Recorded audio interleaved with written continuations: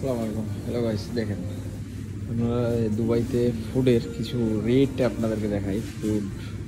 Fruit দুটাই। Apple হচ্ছে আপনার করতেছে আপনার 150 220 টাকা 30 টাকার মতন কিলো আপেল। এই লালটা হচ্ছে আপনার 300 টাকা। সবগুলো মোটামুটি কম বেশি রেট। আর আপনার হচ্ছে সবগুলোর দাম দেখেন ভাই কত হয়। আম এটাও করতেছে আপনার 220 টাকা কিলো, 1 কিলো।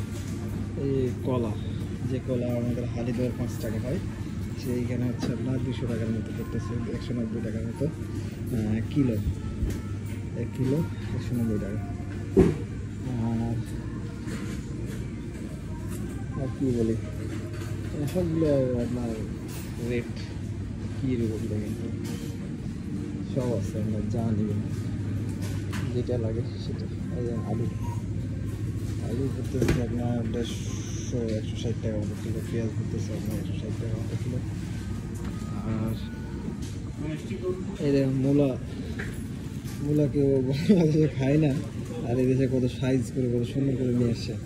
ধরেন যে কত টাকা, এই আপনার হচ্ছে 220 টাকার মতো কিলো মূলা। 220 টাকা কিলো বাংলাদেশি টাকা। ইয়া পপেয়া, এটা হচ্ছে 300 টাকা কিলো। 300 টাকা। পাইনাপল, এইটাও আপনার 300 টাকা কিলো। এইসব হচ্ছে, এটা হচ্ছে সবজির প্লেস। সবজির প্লেস। সবাই ভালো থাকেন, সুস্থ থাকেন, আল্লাহ হাফেজ।